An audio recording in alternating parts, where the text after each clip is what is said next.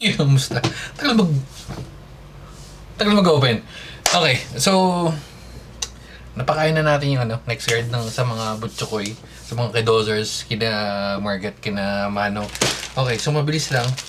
Damay ko na to kasi na-unbox ko na tong yung isa nito. Or nabuksan na natin, pero just for the sake of ma-video to. Okay. So ito yung lanyard ng sa camera.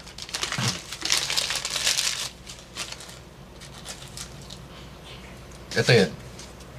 Ayan o. So ito yung sa sinusuot natin or susuotin natin. Hindi ko pa nagagamit pero ito yung susuotin natin pagka lalabas natin itong camera na yan. And ito yung portable. Balak natin pag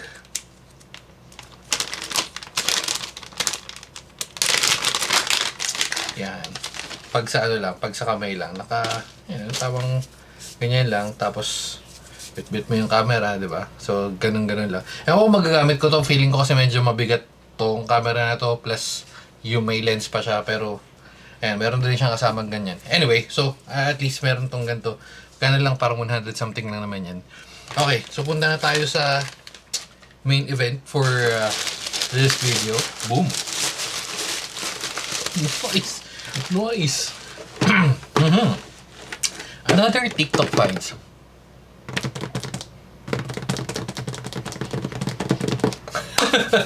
Drifting car. Alam ko ang dami ko na nabiling mga kung ano-ano. Merong helicopter, merong yung parang airplane. Tingnan natin kung okay itong... May nabili kasi akong ganito sa Toys R Us yata or sa Toy Kingdom. Well, yun talaga yung tumatumbling-tumbling. Ito kasi is... Oh shit. May isa na yata akong problema. Wala akong battery. Pero sige. Open na natin. So magkano to? Tama. Magkano? Yung total niya 427 pero pagka ito pala total. Hindi lang pero 427.99. Again, mas mura to sa mga sa mga laruan na nasa, yun nga, sa mga store na malalaki, like Toy Kingdom, kasi may binabayaran pa yun eh. Pero tingnan natin kung worth it ba to. Oh, sakto, 3+. Pwede kay? Dios! Okay. So, pinili natin yung white.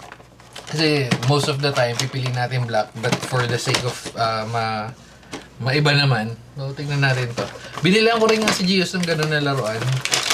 Tingnan natin kung matutuwa siya dito. Una, ang magiging problema ko, eto na nga, lumabas na. Shit, wala pang screw. Ito meron screw. So, merong screw. Ang wala is battery. Hirap tanggalin Hanap siguro ang battery. Wala akong battery. Ito, Type-C na naman. Okay naman yung tsura oh. Parang goods naman eh. Ito lang. Shit. Triple A, wait lang. Nabigay ko na kay Bekbek.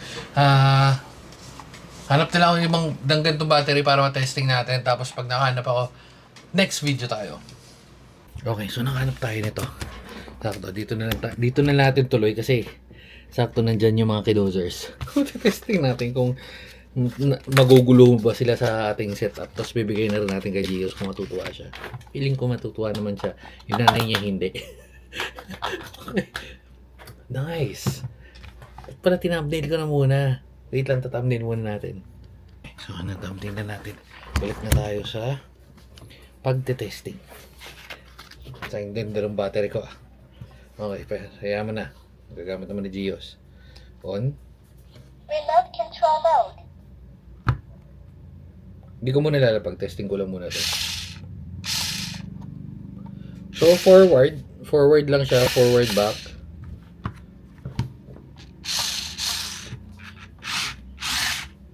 Ay, putik mo ang siya tato. Parang ayoko nang bigay.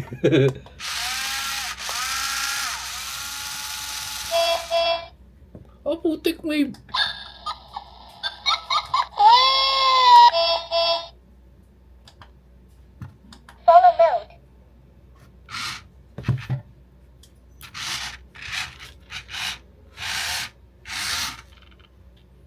Oo, angas.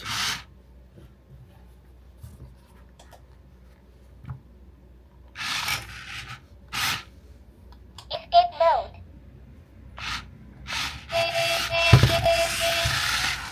Remote control mode. Okay, so based dun sa ano, may narinig kayo, iba-ibang mode na agad.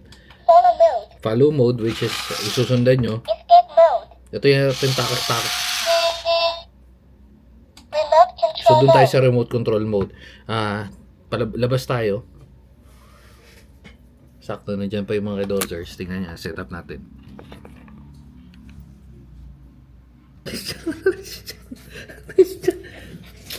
Hindi yung kalawin niya. No. Sira ulo ko. Huwag nakakating niya. No, alis yan. Alis yan.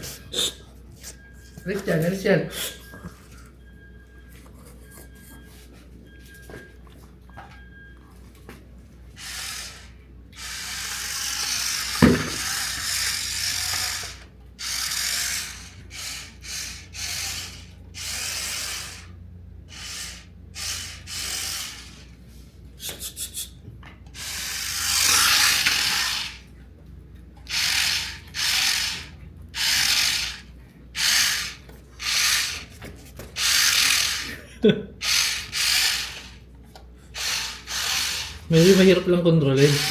Lolo.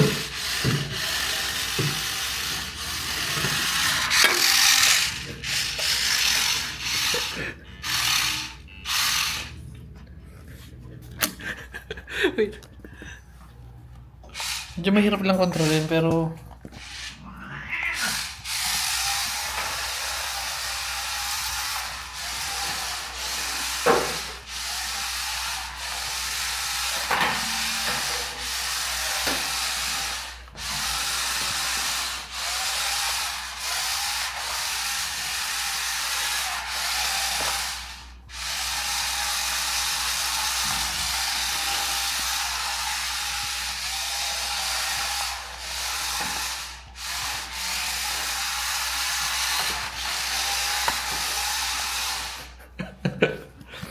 okay na goods to nabili natin na to.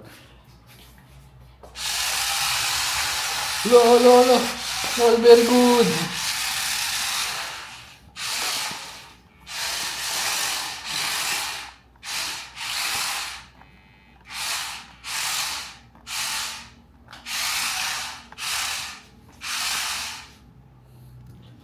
Yun na nga, medyo mahirap lang kontrolin ng konti pero testing natin yung ano, baka malaglag kasi. Pero sige.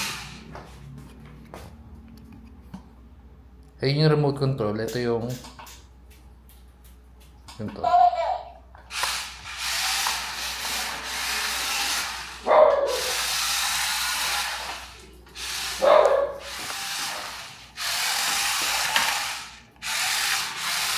Escape mode.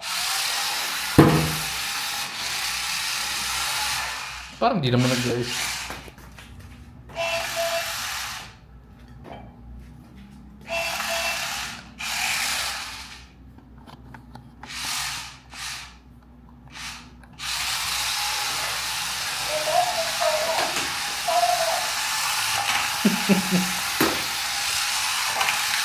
Naging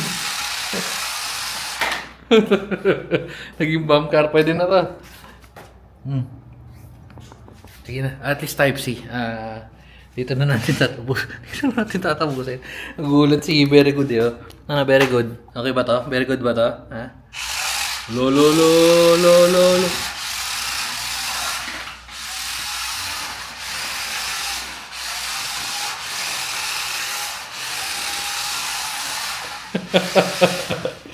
Wala yung mga ano dito.